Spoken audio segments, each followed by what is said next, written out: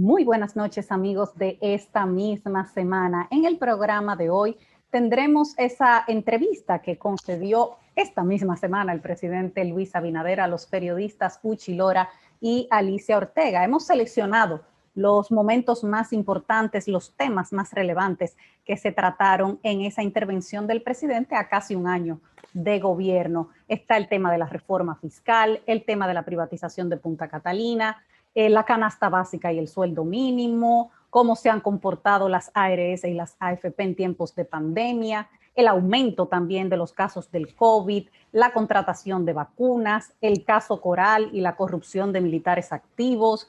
Vamos a escuchar también lo que dijo el presidente sobre el diputado del PRM arrestado en Miami, las nominillas y hasta cómo quiere ser recordado Luis Abinader. Así que en un segundito empezamos con este resumen de la entrevista concedida esta semana a Alicia Ortega y Uchi Lora. Volvemos. Esta misma semana. Una de esas reformas, que es la reforma fiscal, ¿verdad? Que dice que ya se está buscando un consenso para eso. Perdón, estamos presentándola para llevarla a un consenso. Vamos a ver cómo va a ser eso, porque aquí se han hecho supuestamente una cantidad de reformas fiscales, pero es que le llaman así a simple aumentos de impuestos y creación de nuevos impuestos. La reforma no se ha hecho en el sentido de que no se ha cambiado la base tributaria. Es decir, el 67% de las recaudaciones del Estado a través de impuestos se hacen a través de impuestos al consumo que lo pagan fundamentalmente los más pobres. Entonces los que menos tienen pagan más. Los que más tienen pagan menos. Esta reforma fiscal que se está planificando contempla eso, gravar más el patrimonio, las utilidades, que no el consumo. Mira, esto es una reforma integral, pero yo pensaba que te voy a mencionar sobre el tema de la reforma tributaria. La reforma fiscal, Uchi, no solamente es reforma tributaria, es reforma del gasto público. Es también que tenemos que gastar mejor. Y en eso hemos avanzado, pero también tenemos que mejorar. La gente habla de publicidad. Nosotros estamos gastando un 25% de la publicidad que se gastaba antes. Nosotros estamos gastando un 25% de todo lo que es gastos de representación de lo que se gastaba antes. Hemos eliminado muchísimas otras instituciones y creo que debemos seguir eliminando. O sea, la primera parte de esa reforma fiscal es la reforma del gasto público. O sea, la política fiscal es política del gasto público y política tributaria. Entonces nosotros también tenemos que decirle al país, miren, este es el presupuesto. Yo no quiero presentar una reforma tributaria sin presentar el presupuesto del 2022 y decirle, mira, nosotros le vamos a pagar bien, le vamos a llevar a los policías a $500 para que esos policías realmente nosotros poder exigirle y tener una policía profesional. Nosotros tenemos que invertir más en salud. Nosotros tenemos que llevar agua a todos los hogares dominicanos. Eso es parte del gasto público de lo que nosotros tenemos que presentar. Entonces, al mismo tiempo decir, bueno, ¿y de dónde lo vamos a sacar?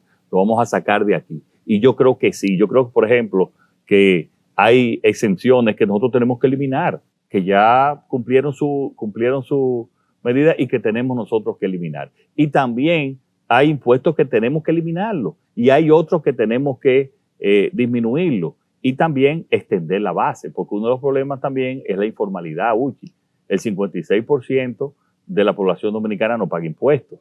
O sea, es un tema que tenemos que presentar. Ahora, ¿en qué vamos a gastar? Es tan importante que cómo vamos a recaudar. Eso. El ministro de Energía y Minas dijo que Punta Catalina, la planta de Punta Catalina, podría ir a un fideicomiso.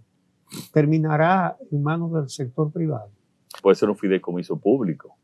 Es más, debería de ir a un fideicomiso público que para poder pagar también una serie de compromisos que tiene. Que vaya al fideicomiso. Hay fideicomiso público y fideicomiso público-privado. Eso todavía el gobierno no lo ha determinado. Pero sí pienso que es favorable que vaya a un fideicomiso público. La población se queja de los precios de la canasta básica que van en aumento. Sabemos que los precios a nivel internacional de los insumos, de la materia prima, han aumentado. Todo esto obviamente por la pandemia, pero esto no es consuelo para las familias que tratan de estirar ese peso en ese presupuesto familiar para enfrentar estas alzas. ¿Cuál es la estrategia del gobierno para realmente mitigar ese impacto, sobre todo con los más pobres? Todos esos aumentos vienen por factores exógenos. Tenemos, si hay un momento en que el campo está sembrado en la República Dominicana, es actualmente. Si hay un momento que hay mayor producción avícola, es actualmente. Si hay un momento que hay mayor producción porcina, es actualmente. Y están ahí las estadísticas. O sea, la agricultura está en sus mejores momentos de producción. Ahora bien, la urea, que es una de las materias primas para producir el fertilizante, se ha duplicado. El maíz se ha duplicado. Igualmente la soya. O sea, fíjate, no sé si han visto en la prensa que en Estados Unidos, en Argentina, están los mayores precios de las últimas décadas. O sea, es un fenómeno mundial. Y nosotros no escapamos a ese fenómeno mundial. Fíjate algo. Es muy fácil nosotros bajar los precios. Bueno, vamos a importar pollo, pero el pollo está más caro importarlo. Por eso, ¿qué puede hacer el gobierno para mitigar ese impacto? Lo que estamos haciendo es, por ejemplo, en el caso del maíz, estamos financiando para sembrar maíz en el país. En el caso también de sorgo, estamos financiando para sembrar sorgo en el país. Claro, eso no es de un momento a otro. Imagínate, para sembrar la cantidad de maíz que requiere la industria avícola, tú tendrías que sembrar 3 millones de tareas de maíz. O sea, no es fácil. Nosotros estamos trabajando en esa parte. Hemos hablado con todos tanto con los sectores agroindustriales para decirle que no aumenten en la misma proporción. Le hemos dado subsidio directo, por ejemplo, en el caso del pan.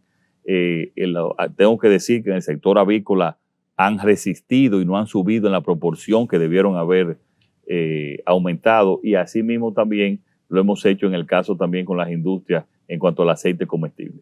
No hay una semana que nosotros no nos reunamos con los productores, porque todo esto es por la distorsión de la pandemia. En este momento el consumo es mayor que la producción. Parece que en los próximos meses, empezando en septiembre, va a haber ya empezar a una especie de estabilización. Ahora, lo que sí nosotros tenemos que hacer y que ver en los próximos meses, Alicia y Uchi, es también un aumento del sueldo mínimo, como una parte de las compensaciones que vayan en la misma proporción a la inflación. Y de esa manera recuperar el poder de compra que se ha perdido.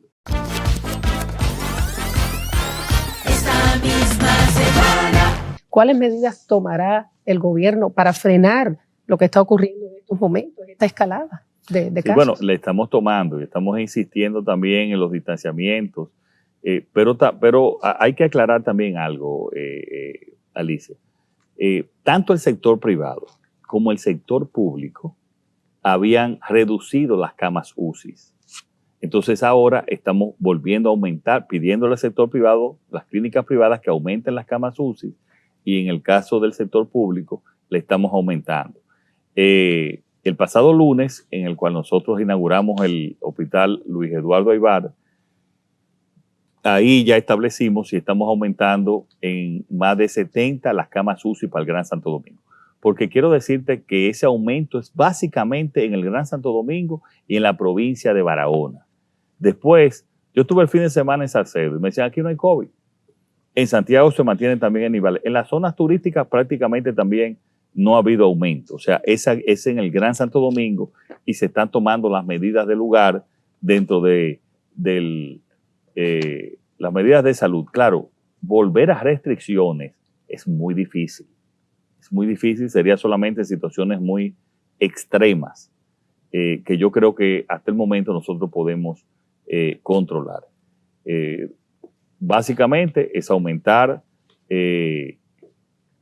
las camas y también que los pacientes ya contagiados con COVID que vayan, y así se está haciendo un programa de llamadas, inmediatamente pues reciben y tienen informe de que están positivos, de que asistan a los médicos y no esperar a una gravedad para llevarlo. Entonces ahí, en esa manera, tienen que ir a los hospitales. O sea, hacer un tratamiento intermedio.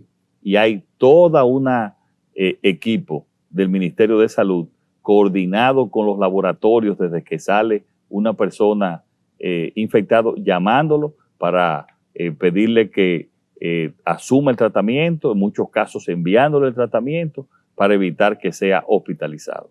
Y también pedirle a la población, Alicia, de que acuda, que tenemos vacunas, que acudan a vacunarse. Cada vez más que más se vacunan, pues va disminuyendo la posibilidad de mayor contagio. A propósito de eso, el gobierno ha contratado ya 32.886.000 dosis.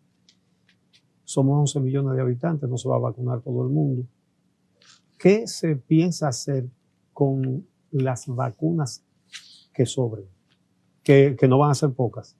Sí, mira, todos los países, Estados Unidos ha contratado 5 veces, Uchi, y todos los países de Europa han contratado entre 4 y 5 veces también. Nosotros no podemos depender, porque ya tuvimos un fracaso, no podemos depender de una sola fuente. Tenemos que asegurar las vacunas a los dominicanos y a las dominicanas.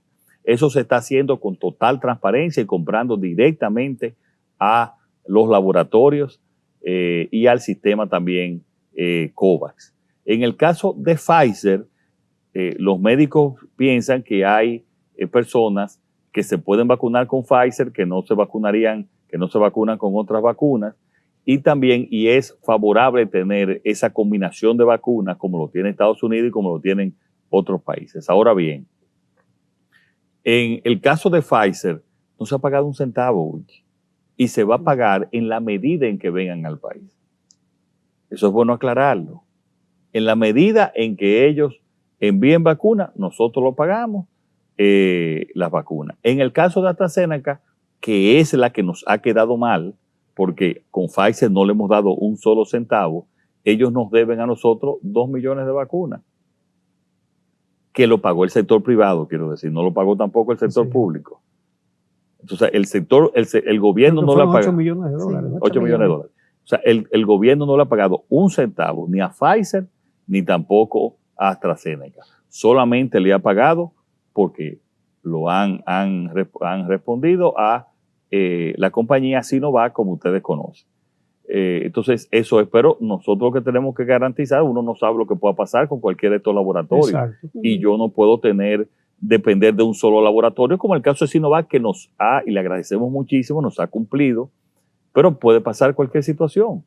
Pero lo pregunto porque algunos médicos ya están diciendo que se pudieran usar para una tercera dosis que reforzaría. Eso lo han informado en el Gabinete de Salud también, que una tercera dosis, incluso combinada con otra vacuna, de otra vacuna, está haciendo para las otras cepas y las mutaciones que hay, podría ser muy beneficiosa. Refuerzo. Exacto, esa es una de las razones también que el Gabinete de Salud ha querido contratar con Pfizer. Además, también es bueno saber que Pfizer es el único laboratorio que ha aprobado para vacunas en niños. Sí, de 12 a 15 está autorizada años. Está autorizada, es la única de todas las vacunas. Entonces también dentro de esas vacunas, nosotros pensamos utilizar también las vacunas para los niños.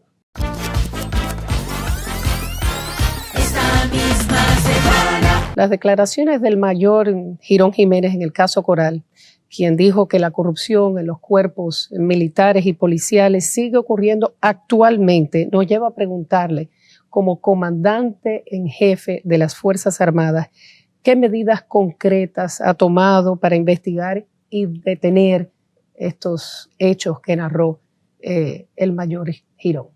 Bueno, lo primero es que nosotros no tenemos constancia de que eso haya seguido ocurriendo.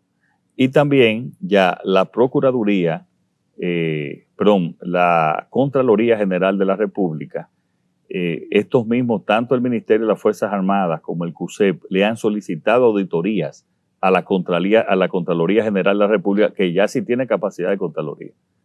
Entonces, se está procediendo a la auditoría de esta gestión para confirmar que esa situación no ha continuado. ¿Usted se la pidió a Contraloría? Lo pidieron los mismos cuerpos. Tanto el CUSEP lo pidió como lo pidió el Ministerio de Defensa. Cuando escuchó esas declaraciones de que eso estaba ocurriendo actualmente, ¿cuál fue su reacción? Bueno, fueron declaraciones, él no dio exactamente dónde estaban ocurriendo. Mira, Alicia, ahí en las Fuerzas Armadas, en cualquier lugar, yo estoy atento a que se utilicen de la manera adecuada todos los recursos públicos. Todos los días yo dedico varias horas a cuidar, a llamar, a investigar, a que vayan a hacer auditorías, a ver algunas denuncias, a determinarlas, de que los recursos del gobierno se estén utilizando de manera adecuada. Es más, yo le digo algo. El que comete en este gobierno un acto de corrupción o es un patológico corrupto o es un suicida, porque aquí se sabe que el que comete un acto de corrupción, no importa el nivel, no importa quién sea, va a ser sustituido y si lo requieren las circunstancias, sometido también. Entonces, en todos los organismos, en todas las instituciones del gobierno, yo tengo la responsabilidad de que los fondos se administren de la manera adecuada. Y yo pienso que lo que está pasando ahora nunca había pasado. Absolutamente como se está administrando ahora. Yo no quiero decir que no existan unos hechos de corrupción. Lo que no va a existir es impunidad. Yo no puedo asegurar que en un gobierno tan amplio cualquiera no cometa un error o cometa, cuando digo error, un hecho de corrupción. Lo que yo le garantizo a ustedes que no va a haber impunidad si se descubre. Eso yo se lo garantizo. Porque además yo le digo algo a ustedes. ¿Y cómo nosotros podemos ir a esta sociedad a decirle, miren, hay que hacer esta reforma? Hacer lo mismo. Hacer lo mismo que ha pasado durante todos estos años. A que los políticos se roben el dinero.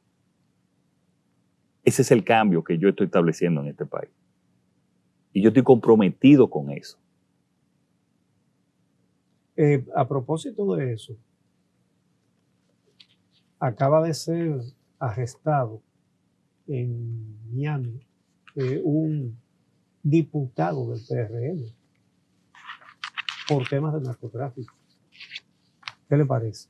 Veo que en ese operativo participó la DNCD y el Ministerio Público de aquí también. Hay una total coordinación entre la DEA y la DNCD. Yo le he dicho al pueblo dominicano, le he dicho a los PRMistas, que aquí el que la hace la paga, Uchi. Sea del partido que sea del nivel social que sea. El que cometió sus hechos tiene que responder por sus hechos. Y en ese caso ha habido esa coordinación entre la DEA, la DNCD, la Fiscalía. ¿Le sorprendió? ¿Estaba al tanto? Mira, nosotros sabíamos que habían informaciones y que habían investigaciones, pero la verdad que uno no se pone contento por eso, Uchi. Pero la justicia tiene que actuar y más en casos tan graves como es el narcotráfico. Mañana puede ser presidente Píndaro de la Cruz o cualquier otro y poner a sus amigos o sus compañeros o sus socios como procuradores, cámara de cuentas y todas esas cosas. Usted ha dicho que quiere constitucionalizar esas medidas. ¿Se ha avanzado en eso? ¿Qué se está haciendo? ¿De qué manera se va a constitucionalizar? Pues se necesitan 2/3 partes de los votos en el Congreso. Mira, estamos trabajando a ver cuál es el mejor momento de presentar esa reforma. Aquí una reforma constitucional tiene sus temores pero yo tengo que dejar ese legado en este país, de que llevarlo a la Constitución para que nunca más el Ministerio Público dependa de las decisiones políticas de un presidente que tanto daño ha hecho a este país. Y ver de qué manera también podemos blindar la selección de la Junta Central Electoral. Uchi, ya todo el mundo aquí va a haber una elección en 3 años. No hay sobresaltos. Y así lo mismo vamos a hacer con un Tribunal Superior Electoral, donde nosotros fuimos, el PRM se debe. El PRM se fundó, Uchi, por el Tribunal Superior Electoral, que nos dieron 36 sentencias en contra de nosotros. ¿Y qué yo voy a hacer? ¿Voy a hacer yo lo mismo? No. Yo voy a hacer para que nadie pase lo que nosotros pasamos. Entonces, eso tenemos que nosotros llevarlo tratar de blindar por vía de la Constitución y por otras leyes para poder tener un país tranquilo, institucional. Yo lo voy a promover eso.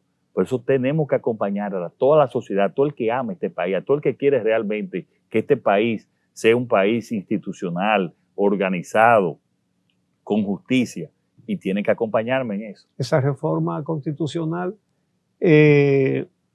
ahora ha pasado casi un año, ¿verdad? Si se mete en un segundo año, ya la gente está hablando de elección y van a venir las especulaciones, que eso es para la reelección y todas esas cosas. Pero es una locura pensar eso. Pensar que eso es uno de los temas que tenemos que blindar, de no poder que se cambie la Constitución para temas del mismo periodo, que eso ha hecho muchísimo daño. Ese es uno de los temas que tenemos nosotros que cambiar. Pero yo creo que no, que va a llegar un momento, va a llegar su momento, va a llegar su momento. Pero hay que hacerlo. Y yo lo voy a hacer en estos 4 años. Esta misma semana. Un tema que a alguna gente le huye. Usted se definió con el asunto de las 3 causales. Ahora está en manos del Poder Legislativo. Si le llega a sus manos el Código Penal sin las 3 causales, ¿lo promulga o lo devuelve? ¿O lo observa? Vamos a esperar que llegue, Uchi, allá. Pero sí te puedo decir algo, yo lo he dicho en varias ocasiones.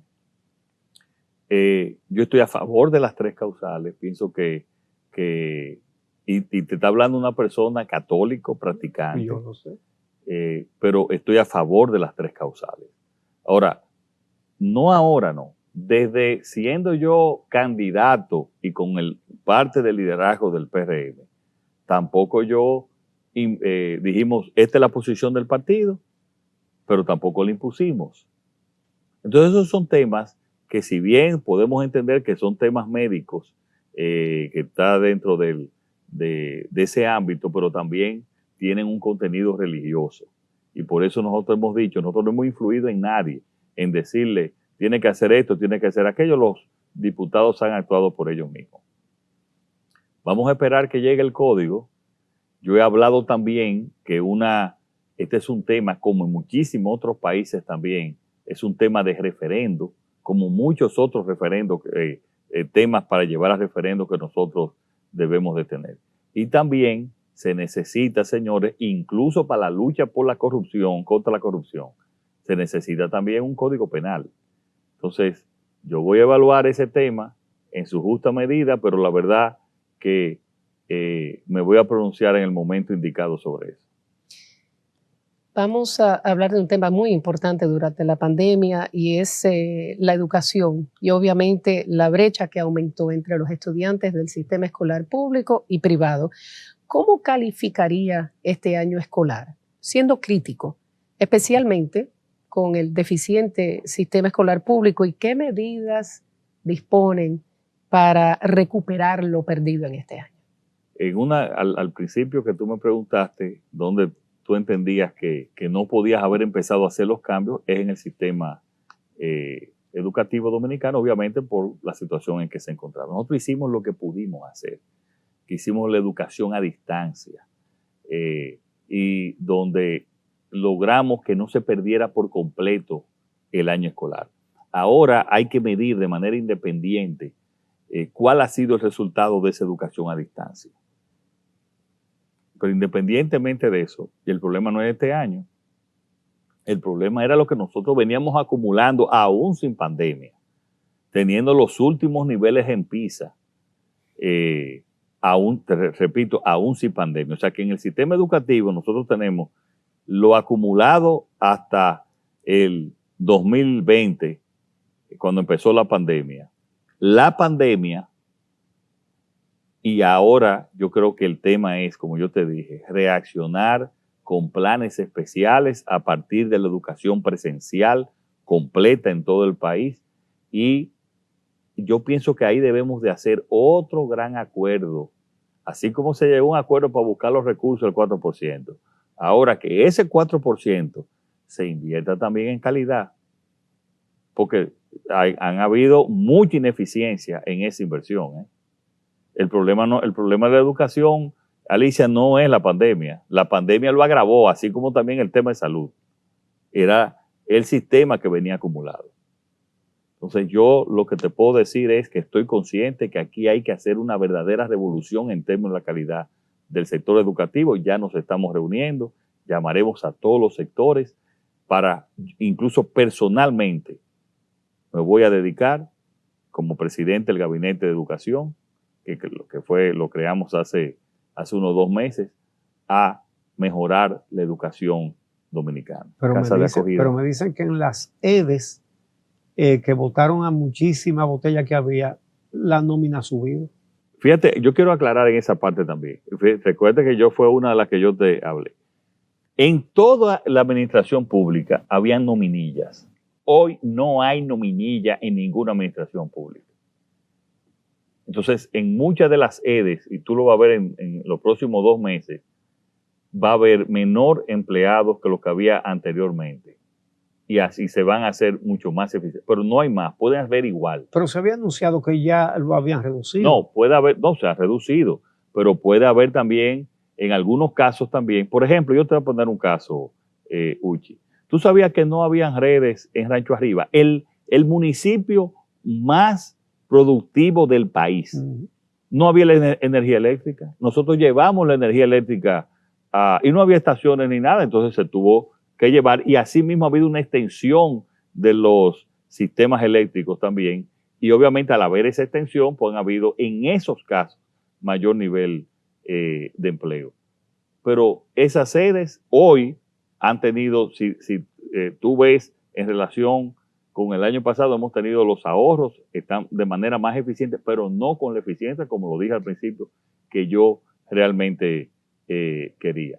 Usted sabe que usted mencionó esas nominillas y nosotros pues hicimos un trabajo con respecto a la Comisión Presidencial de Desarrollo Provincial y personas que estaban en la nómina, pero realmente no estaban trabajando y habían cobrado hasta 3 salarios. Después del trabajo bajaron la nómina y ya la nómina no se encuentra en la página web.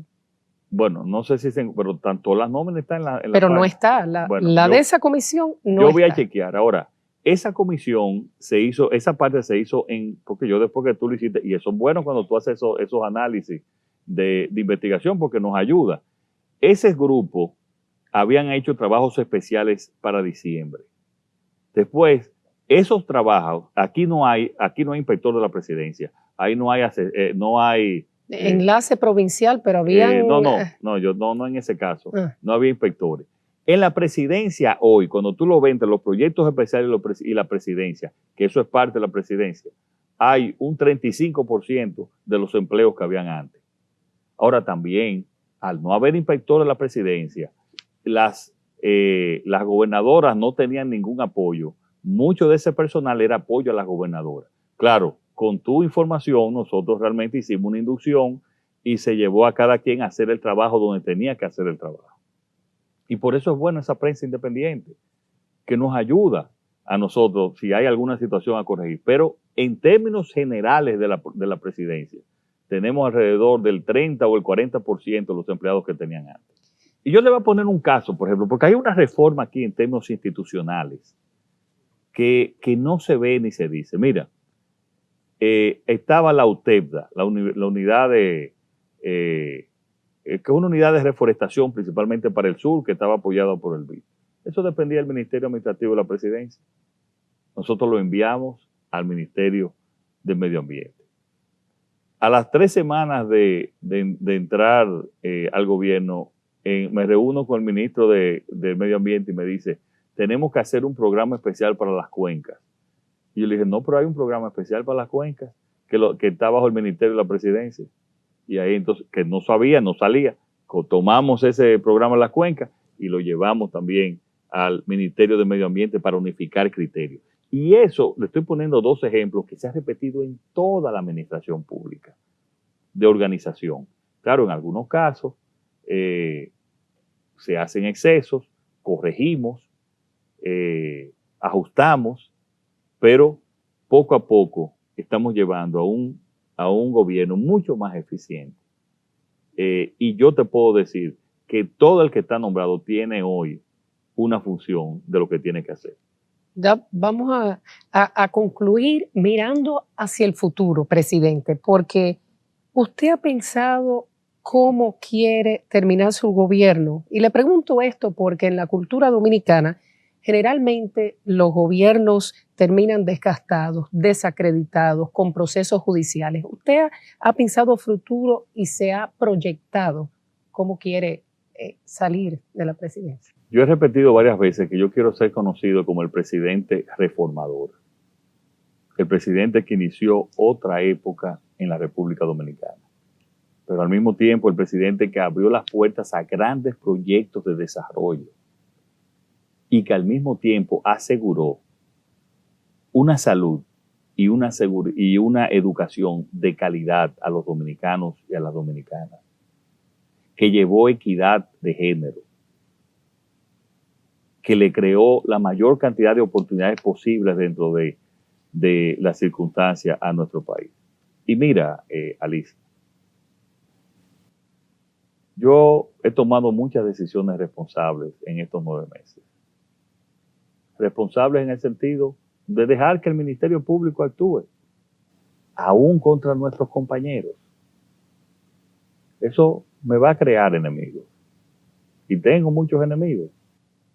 Sencillamente por dejar que actúen. Ellos pueden probar su inocencia en la justicia. Y yo sé que al salir van a tratar de inventar, digo inventar porque solamente van a poder inventar cualquier cosa. Yo sí te digo a ti que con la transparencia que nosotros estamos administrando, le va a ser muy difícil. Le va a ser muy difícil. Y yo no tengo temor. No tengo temor porque no tengo secretos. Porque al contrario, yo lo que estoy dando parte de mi vida al país. Yo le estoy dando parte de mi vida y un sacrificio personal, económico, de toda índole, que lo hago por el amor y por la pasión que tengo a la República Dominicana. Pero yo voy a trabajar cada día para que me recuerden como un presidente honesto, transformador, reformador y que haya llevado desarrollo social y económico a la República Dominicana. Bueno, ha sido un placer compartir con Alicia esta entrevista al presidente Luis Abinader y esperamos que los dominicanos, al haber visto esta conversación, que no podía ser breve porque había demasiados temas, ¿verdad? Y quedan. Y quedan, sí. Además me dicen que yo hablo mucho. Qué bueno, porque malo sería un presidente que no hable, ¿verdad? Así que muchas gracias señor presidente. Y gracias a los amigos televidentes. Muchas gracias, señor presidente. Gracias, Suchi. Un honor, el honor es mío, poder sentarme aquí contigo en este escenario. Y por supuesto a todos ustedes que nos acompañaron. Gracias y pasen buenas noches. Esta misma